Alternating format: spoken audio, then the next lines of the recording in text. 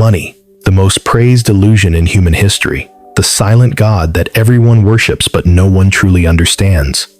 To most, it is freedom. To others, it is survival. But to the few who see through the veil, the Machiavellians of every age, money is not a destination. It is a mirror. It reflects power, but it does not create it.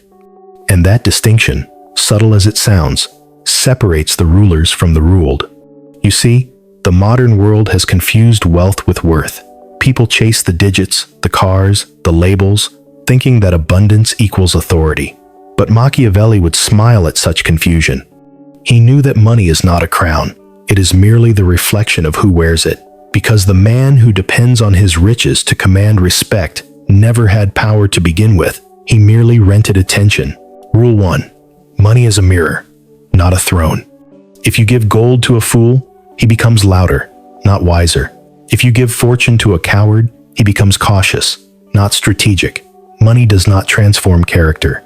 It amplifies it. It brings the hidden to the surface, like heat exposing the flaws in steel. That's why the powerful remain calm, whether rich or poor, because their foundation is not in the coins they hold, but in the control they wield.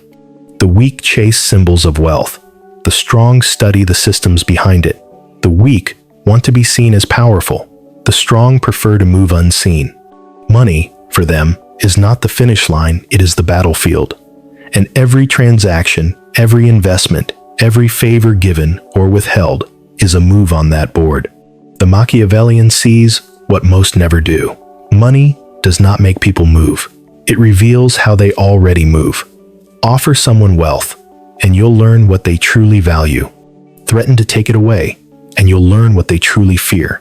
That's why the first lesson is not to learn how to earn, but how to observe how money pulls invisible strings in every relationship, every business, every loyalty that claims to be pure. Because people don't serve money itself. They serve the identity it protects, the lifestyle, the comfort, the illusion of safety. And once you understand that, you stop fighting for income and start studying the architecture of influence, how a man can bend another's will without ever raising his voice. Machiavelli once wrote, "Men are driven by two forces, love and fear.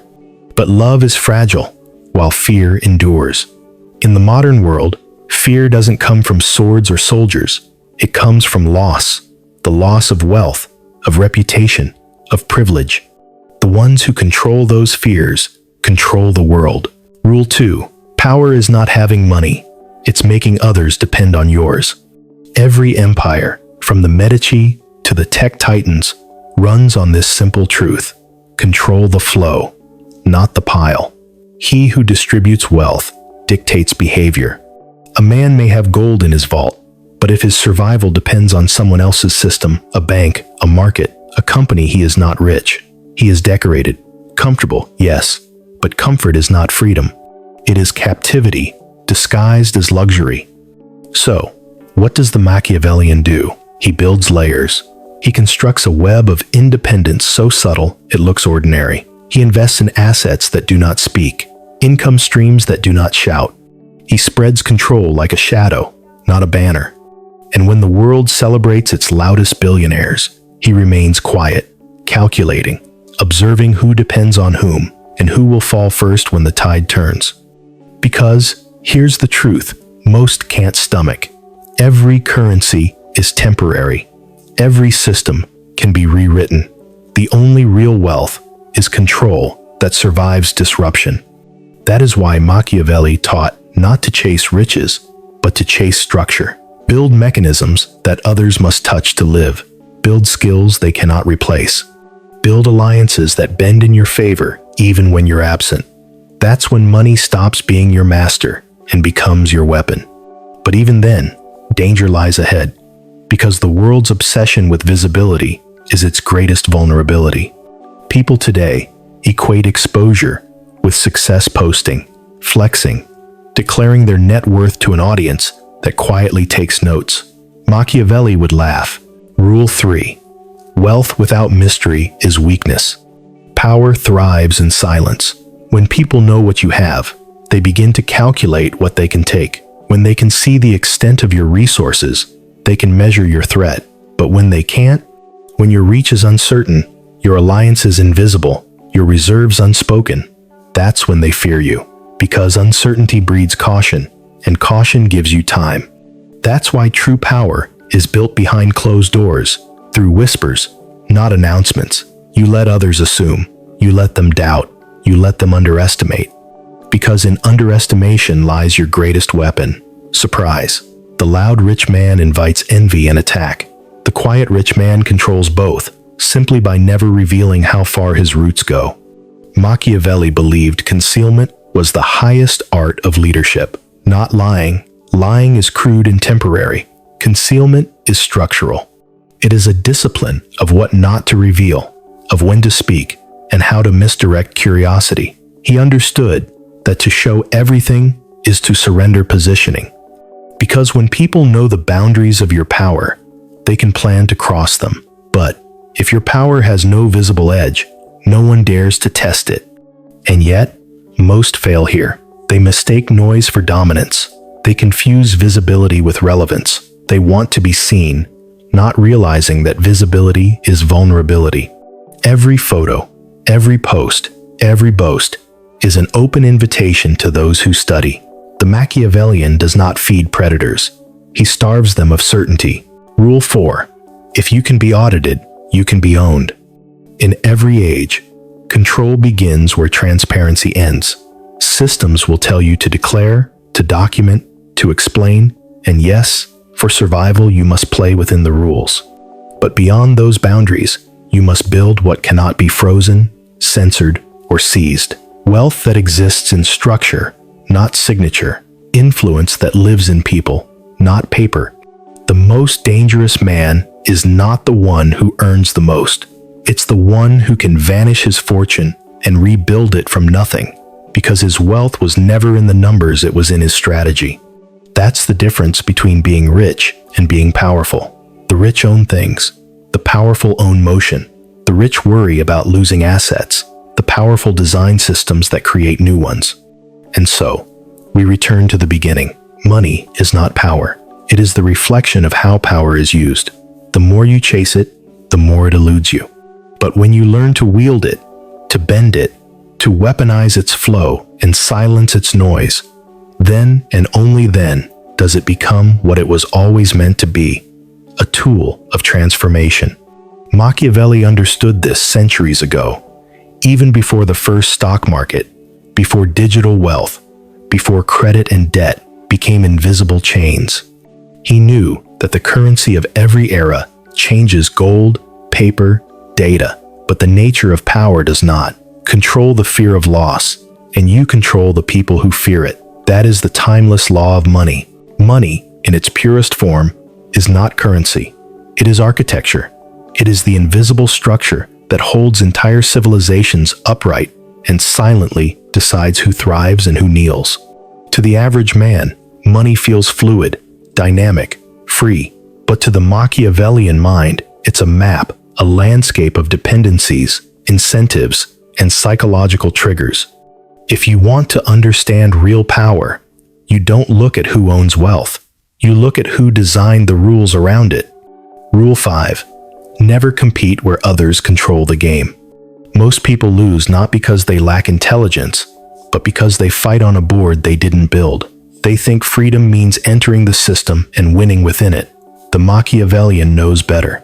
You don't win by playing harder, you win by designing the game so that even in loss, the board serves you. In every empire, from monarchies to markets, there are two types of players, participants and architects. Participants compete for prizes. Architects build the prize itself. The participant wants the paycheck. The architect decides what the paycheck is worth. The participant aims for promotion. The architect designs the hierarchy. And while everyone else fights for a position, the architect builds the structure that outlasts them all. That's why money should never be your focus. Structure should, because structure decides everything. How value is defined, how it flows, how it's distributed. The man who builds the structure becomes the silent governor of behavior. He doesn't need to command. the system commands for him. Machiavelli saw this long before modern capitalism. His world was filled with nobles, merchants, popes, men obsessed with titles. But he noticed something deeper. The real power belonged not to those with crowns, but to those who supplied the crowns, who controlled access to influence, who made themselves indispensable. In modern terms, it's the difference between the influencer and the platform. One is loud, the other is eternal. You can cancel the influencer, you can't cancel the infrastructure. Rule 6. Money is not about ownership, it's about flow. The world glorifies accumulation, stacking, saving, hoarding, but that is a beginner's obsession. The Machiavellian sees the real art in motion, because power is never static, it's kinetic. It flows through networks, exchanges, obligations, and perceptions. The moment it stops flowing, it starts decaying. That's why the wise never chase more. They chase control over direction. It doesn't matter how much you hold if someone else controls where it goes next. Real wealth is not measured in holdings. It's measured in gravity, in how many other lives, businesses, or systems orbit your influence. Look at history. Kingdoms fell not when their coffers emptied, but when the flow of tribute stopped. Banks don't fear inflation. They fear loss of trust. Empires don't collapse from poverty. They collapse from losing control over the channels of trade. To use money as power, you must stop thinking like a consumer and start thinking like a current. Where does your value flow? Who depends on your movement? Who benefits when you act? And who suffers when you don't? Answer that, and you'll see your true position in the hierarchy, not your imagined one. Because here's the Machiavellian truth. Wealth is not what you have. It's what others would change their behavior to access. Rule 7. Use money to test, not to impress. Most people use money to decorate themselves. The Machiavellian uses it to diagnose. He gives strategically a small opportunity, a bit of funding, a favor, a resource. Then he watches. Does the receiver grow humble or hungry? Does he treat the gift as a tool or as a trophy?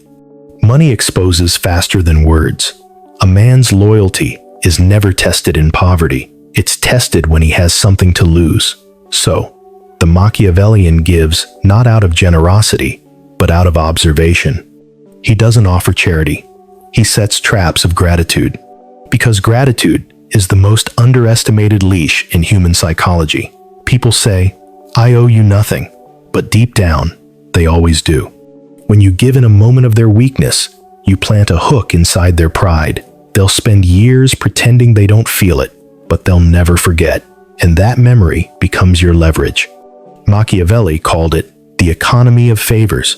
It's a system where generosity replaces threats, where every act of kindness is a subtle claim of ownership. You don't demand loyalty, you manufacture it.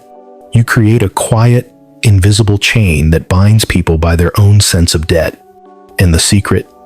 Never repeat the favor. Give once, precisely, then retreat. Let the scarcity of your generosity make it sacred. Because when people believe your help is rare, they'll guard their access to you like treasure. Rule 8. Control access, and you control behavior. Access is the new currency. In an age where information and attention are more valuable than gold, the one who controls access controls the frame. That's why modern kings aren't those with the largest fortunes. They're the gatekeepers. The ones who can open or close doors without lifting a finger. The Machiavellian doesn't compete for access. He creates it. He builds systems where others must pass through him to reach their goals. A supplier of opportunity, a connector of power. And the moment people need your permission, even implicitly, you no longer need to persuade. Your silence becomes authority. But to wield this kind of influence, you must cultivate distance. Familiarity breeds entitlement. Make yourself too available, and you lose mystery. Make yourself too visible, and you lose leverage. The key is controlled scarcity, appearing accessible enough to attract, but distant enough to intimidate. Machiavelli understood this dynamic centuries ago when he observed princes and popes who ruled not by charisma, but by inaccessibility. The fewer people could approach them, the more divine they seemed. The same law applies today. Every executive, leader, or strategist who controls access controls perception, and perception is power's purest form. That's why the Machiavellian cultivates an aura not through luxury, but through discipline. Every appearance, every delay, every decision to remain silent is deliberate. To most, it seems arrogance. To the wise, it's structure.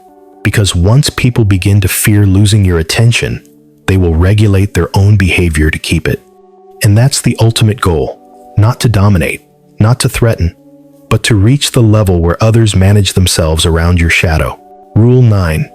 Detachment is the highest form of wealth. Here lies the paradox. To truly master money, you must be willing to lose it. The weak cling to their riches because it defines them. The strong detach from it because it obeys them. When you can walk away from a deal without trembling, you have power. When you can say no to comfort without fear, you have leverage. Because the greatest weapon in negotiation and in life is the ability to walk away untouched. Machiavelli would call it freedom through indifference. It's not apathy, it's control over attachment. You earn, you invest, you enjoy, but you never depend. Because dependence is the invisible chain that keeps even the richest man enslaved. To become unshakable, you must separate who you are from what you own. Wealth should orbit you, not define you. And once that balance is achieved, every threat, every manipulation, every bribe loses its weight, because the man who fears nothing cannot be bought. Every society, no matter how advanced, is built on performance. Titles, brands, offices, and luxuries are just costumes in the theater of control. And money, it's the spotlight. It decides who gets seen, who fades, and who controls the narrative. But the Machiavellian knows this. The stage doesn't make the actor powerful. The actor who writes the script does. Most people live their lives chasing applause. They spend money to look respected, to appear successful, to prove that they've made it. But those who understand the mechanics of perception don't seek attention. They manufacture it. Because they know that attention is the first currency of control. Rule 10. Appear less powerful than you are. This is perhaps the hardest discipline in a world addicted to visibility. Today, power hides best in plain sight. The more you show, the more predictable you become. The more predictable you are, the easier you are to neutralize. Machiavelli knew this centuries before the first camera lens. He advised rulers to appear simple, approachable, even foolish, not because he admired humility, but because he understood camouflage. The world attacks what it envies, not what it pities. So let them underestimate you. Let them believe you are ordinary. Let them think your wealth is modest, your influence limited, because when they cannot perceive your magnitude, they cannot prepare for your movement. That's why the Machiavellian's greatest advantage is invisibility through mediocrity. He plays small in public so he can move freely in private. He never argues for his power. He demonstrates it through results, quietly, surgically, without noise. And when the world finally realizes his reach, it's already too late to stop him. Rule 11. Control the narrative. Control the noise. Power today isn't about truth. It's about narrative. Money amplifies the story you tell, but it also funds the stories told about you. The weak react to rumors. The strong shape them. Machiavelli understood that in every political or financial ecosystem, perception creates reality. If people believe you are powerful, they will act accordingly. If they believe you are fading, they will abandon you before you actually fall. So, you must control not just your actions, but their interpretation. In modern terms, public relations is warfare. Attention is ammunition. Silence is armor. The Machiavellian doesn't waste time trying to convince the world he's good or moral. He shapes belief through consistency and mystery. He knows that when people don't fully understand you, they'll fill the gaps with exaggeration. And exaggeration, in power, is oxygen. To control the narrative, you must master two things: timing and tone. Timing determines when the world hears your story. Tone decides how they feel about it. Too early, and you seem desperate. Too late, and you seem weak. Too emotional, and you lose credibility. Too cold, and you lose connection. The Machiavellian stays balanced, detached enough to command respect, yet human enough to evoke loyalty. Because loyalty isn't built on truth, it's built on emotion. And emotion is a currency that money buys only when it's disguised as meaning. Rule 12. Give meaning before you give money. The most powerful figures in history understood this. From emperors to entrepreneurs, their wealth was not in the coins they distributed, but in the narratives they attached to them. Every empire has printed its own story on its currency faces, mottos, emblems, because people obey symbols long before they obey logic. Machiavelli knew that if people believe your wealth represents something larger than you, a vision, a mission, an idea, they'll serve it willingly. They'll tie their identity to your fortune because it gives their struggle purpose. That's how movements are born. That's how dynasties are sustained. You don't need to convince people that your success benefits them. You make them feel that it does. You become a vessel for their hopes, their ambition, their validation. And once they connect emotionally to your ascent, they'll protect it as if it were their own. That's the secret behind every great leader. They make people invest not in money, but in myth. And yet, the danger lies in believing your own mythology. When power turns inward, when you begin to see yourself as invincible, your fall becomes inevitable. Rule 13. Never believe your own illusion. Every ruler, every mogul, every tycoon who collapsed had one thing in common. They mistook their influence for immortality. They forgot that money does not make you untouchable. It merely extends your reach. But reach without reflection leads to ruin. Machiavelli warned of this trap, that success blinds the strategist faster than failure. Failure humbles you. Success intoxicates you. And when intoxication sets in, discipline fades. You start talking more, revealing more, spending more, trusting more. You lose the sharpness that built your empire in the first place. That's why the Machiavellian remains skeptical, even of his own fortune. He reviews his wins as if they were weaknesses. He questions every loyalist, every system, every pattern of comfort. Because comfort breeds complacency, and complacency invites predators. Money is most dangerous when it starts feeling safe. That's when it becomes your master, silent, seductive, wrapping itself around your decisions until every move you make is to protect it, not expand it. The Machiavellian reverses that dynamic. He never guards wealth. He uses it as bait, because wealth that moves creates loyalty, while wealth that stagnates breeds envy. Rule 14. Never let money rest. Make it work. Make it speak. Make it hide. Idle money is a liability. It attracts thieves, taxes, and parasites. But money in motion becomes invisible. It hides behind businesses, investments, favors, projects, a living organism that feeds your influence while masking your reach. The powerful don't keep money. They convert it into access, into trust, into silence. They diversify not for profit, but for camouflage. Because the more complex your structure, the harder it is to map, and the safer your position becomes. Machiavelli would say, a visible fortune invites attack, an invisible one commands peace.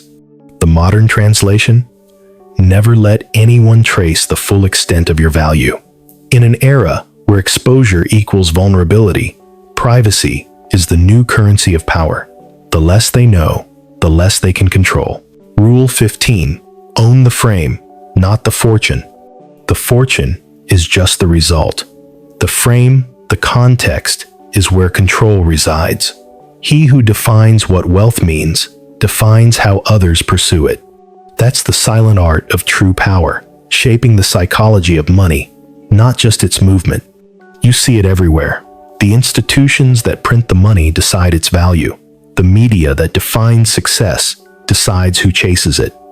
The platforms that reward behavior decide which dreams people will spend their lives pursuing. Those are the real Machiavellians, the architects of meaning. They don't compete for wealth, they redefine it. To wield power in this world, You must stop chasing outcomes and start controlling definitions. Redefine what winning looks like in your domain, and you'll control everyone trying to win. Because once people accept your definition of success, they will willingly enter the system you designed and pay you for the privilege of playing inside it. That is the highest form of financial manipulation. Not theft, not coercion, but design. The world believes money moves people.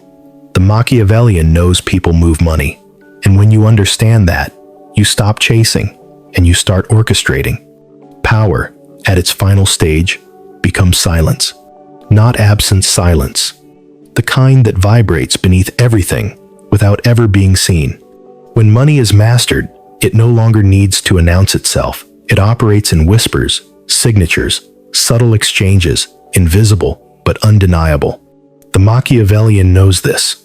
True dominance doesn't look like excess. It looks like stillness, like calm amid chaos. Because when you truly control the game, you no longer need to play it. Rule 16. Build systems, not empires. Empires fall because they rely on one man's vision. Systems endure because they can function without him. Every ambitious mind starts with the fantasy of empire, his name on the walls, his image on the currency, his legacy carved into the stone of time. But legacy built on recognition dies with recognition. Legacy built on systems outlives the maker. The Machiavellian strategist doesn't aim to be remembered. He aims to be replaced by something that continues to serve his design. Systems are self-replicating power. They automate influence. They extract loyalty through structure rather than emotion. A corporation, a network, a doctrine, a market. These are not empires.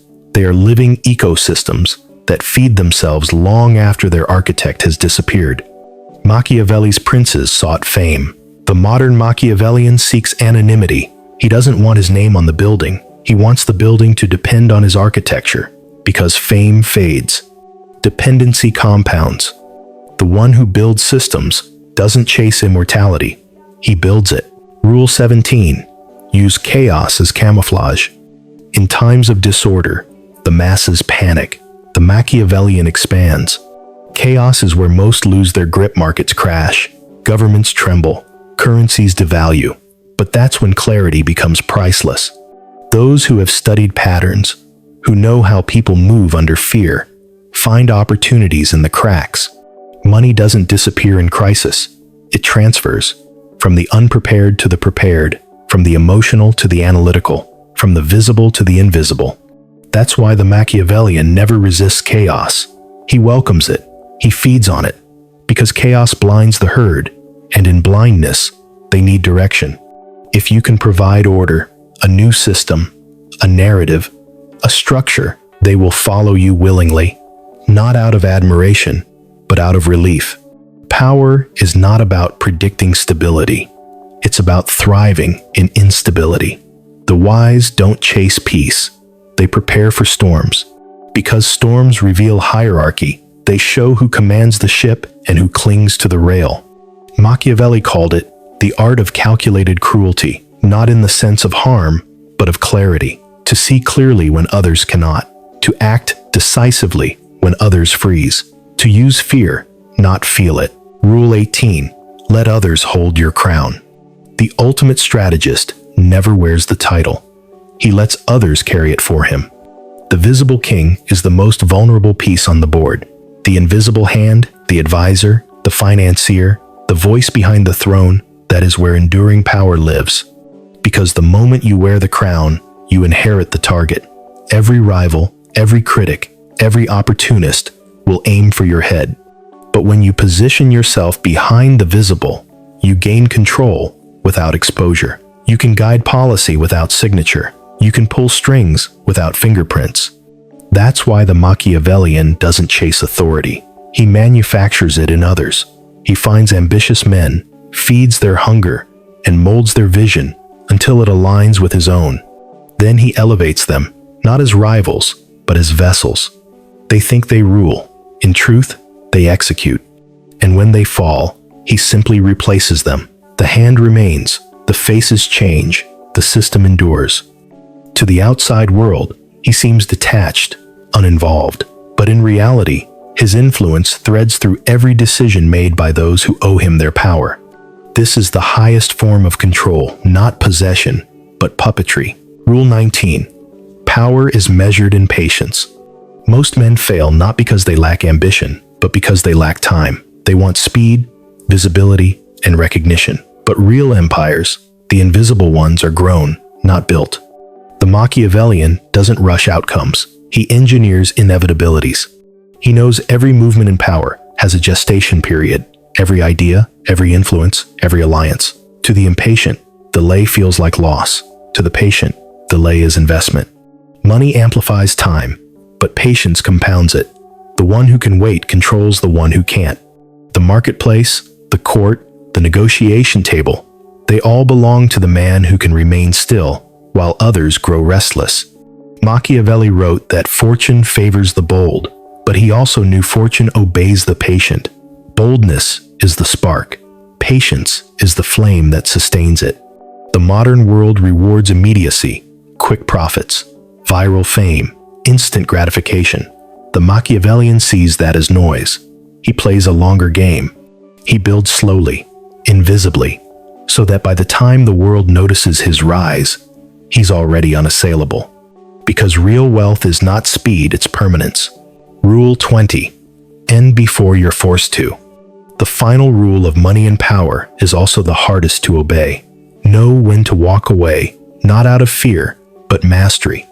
Every cycle of influence has an expiration date. The wise recognize it before the decline begins. The fool insists on one more conquest, one more deal, one more risk, until he becomes a relic of his own success. The Machiavellian ends his chapter while it still reads as triumph.